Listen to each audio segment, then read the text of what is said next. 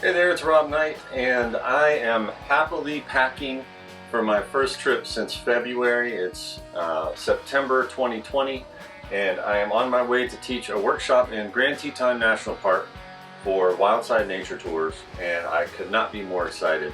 And I figured it might be interesting to show you what I'm packing for such a trip. So that's what I'm going to do today. This is what's in my bag for Grand Teton National Park.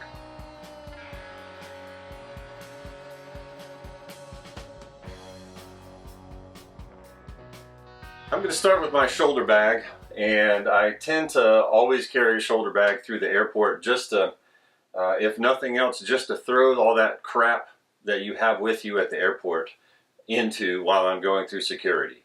I like to have a shoulder bag so I can take that off. I can throw my ID and my phone and all that stuff in my shoulder bag.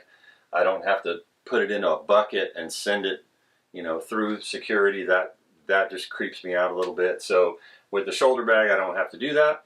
Plus, this trip, I'm going to do some video recording and some things like that while I'm out. So I'm actually going to take my laptop, which I normally don't do, but that's why I'm going to take this Tenba Messenger DNA 15 Slim messenger bag. And this is the special edition with the cool sort of rubberized coating on the outside. I really dig this bag, and it has slots for my MacBook Pro and for my iPad separately. So I'll pack it up with that. I've got my color checker passport. I've got obviously cords and chargers and things, and that all kind of stays with me here.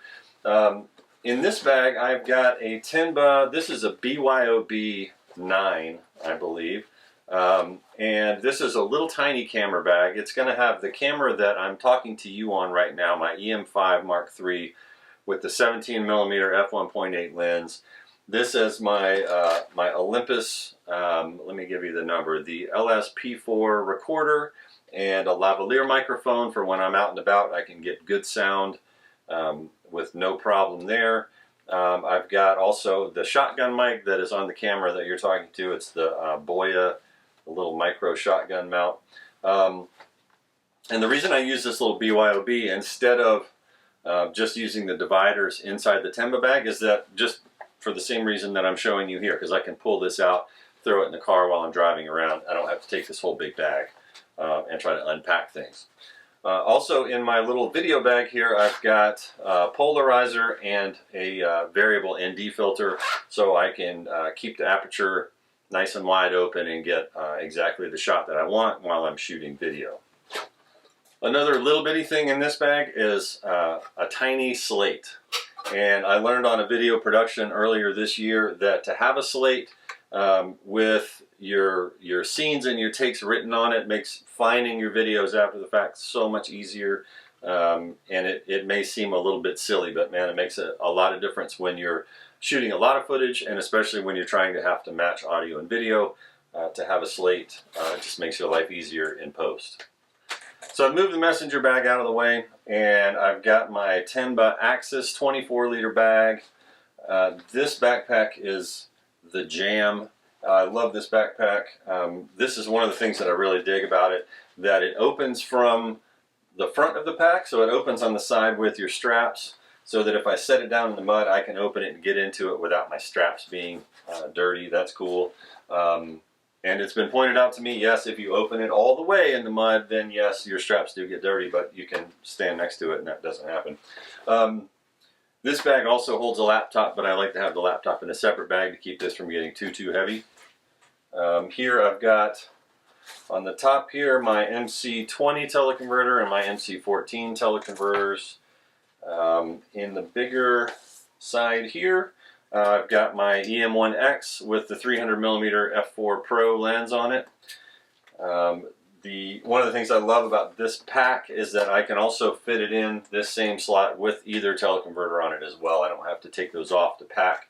That's nice.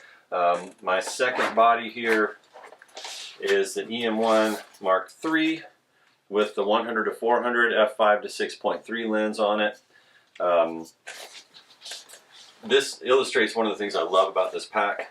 I can get these cameras out from the top. I can get the EM1X out from the side without having to set the bag down early. Great, I love that about this bag.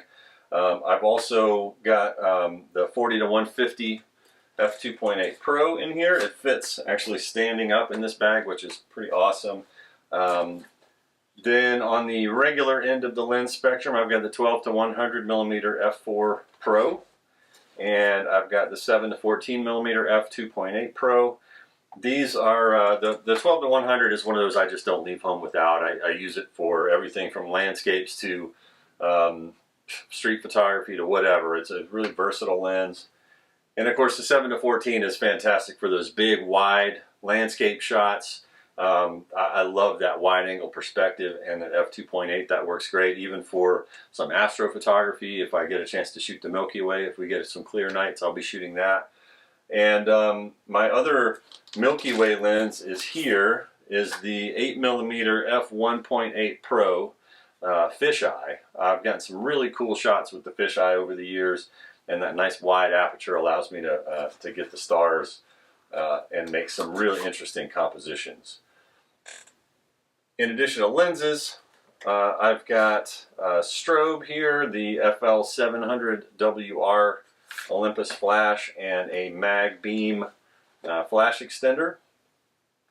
In this corner I have a step-up ring and a circular polarizer that I can use on a couple of different lenses because of that step-up ring, and a flashlight, and batteries for my strobe here, and then you know, a lens pen and a lens cloth in there.